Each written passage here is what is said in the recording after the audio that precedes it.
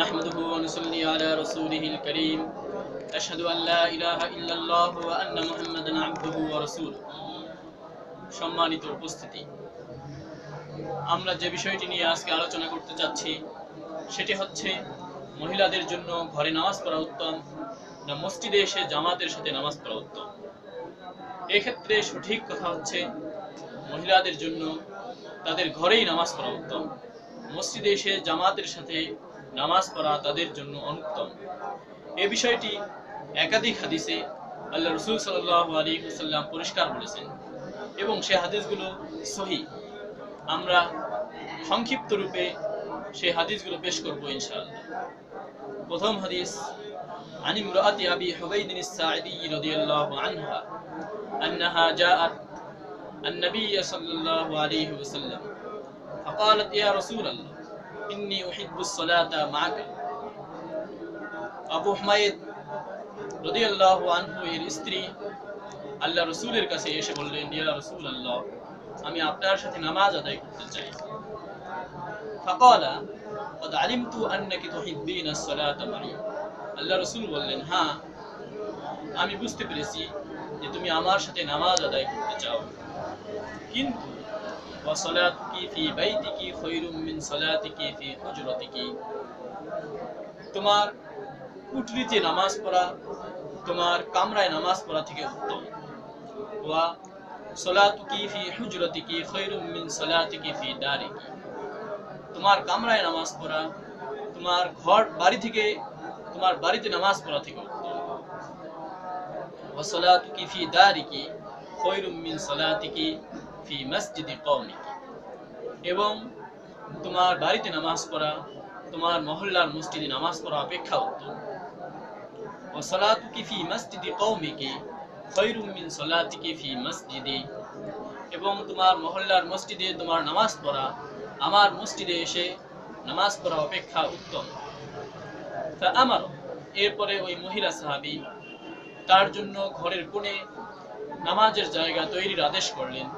ফাবুনিয়া লাহা মসজিদুন ফি আকসা শাইইন মিন বাইতিহা ওয়া আজলামিহি। তখন তার জন্য তার ঘরের এক কোণায় এবং অন্ধকারময় জায়গায় নামাজের জায়গা তৈরি করা হলো। ফাকানাত তুসাল্লি ফিহি, ওই মহিলা সেখানেই নামাজ পড়তেন হাত্তা লাকিয়াতিল্লাহ আযজা ওয়া জাল্লা, মৃত্যু পর্যন্ত। এই হাদিসে আমরা পরিষ্কার পেলাম যে মহিলাদের জন্য ঘরে নামাজ পড়াই উত্তম।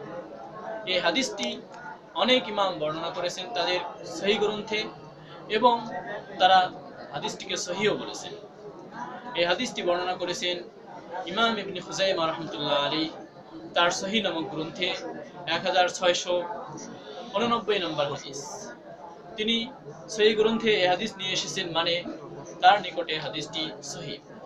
একইভাবে এই হাদিসটি বর্ণনা করেছেন ইমাম ইবনে হিব্বান রাহমাতুল্লাহ আলাইহি তার সহিহ নামক গ্রন্থে হাদিস নাম্বার 2217। তিনি সহিহ গ্রন্থে হাদিস উল্লেখ করার অর্থই হচ্ছে তার নিকটে হাদিসটি সহিহ। এই হাদিসটি আরো বর্ণনা করেছেন ইমাম আহমদ তার মুসনাদ নামক গ্রন্থে হাদিস নাম্বার 27090। আমাদের গায়রে মুকাল্লিদ বন্ধুদের ইমাম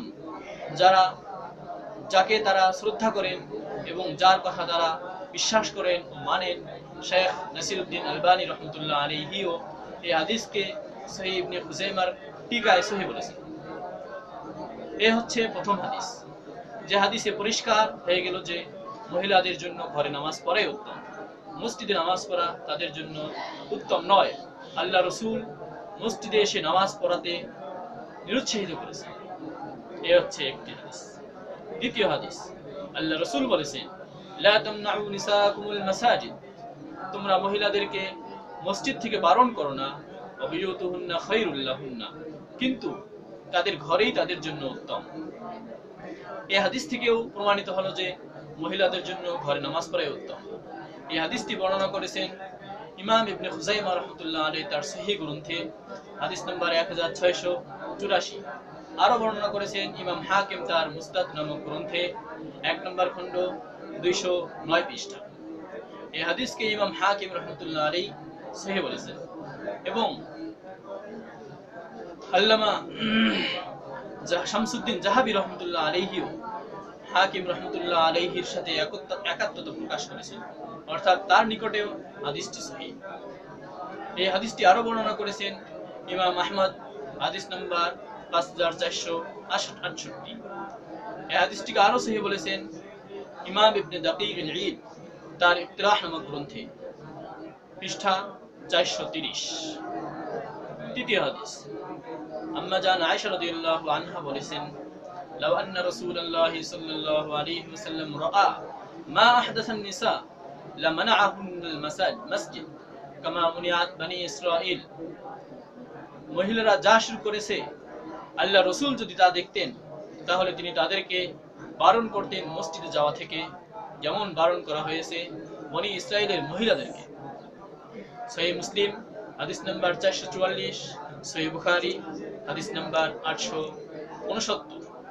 প্রিয় উপস্থিতি, সম্মানিত সুধী মণ্ডলী, আমরা এখানে 3টি হাদিস পেশ করলাম যে হাদিসগুলোতে পরিষ্কার এসেছে যে মহিলাদের জন্য ঘরে নামাজ পড়াই উত্তম, মসজিদে গিয়ে ঘরে নামাজ পড়া তাদের জন্য উত্তম নয় এবং আল্লাহ রাসূল নিরুৎসাহিত করেছেন। সুতরাং মহিলাদেরকে মসজিদে আহ্বান করা আমাদের জন্য কোনোভাবেই সমীচীন নয়।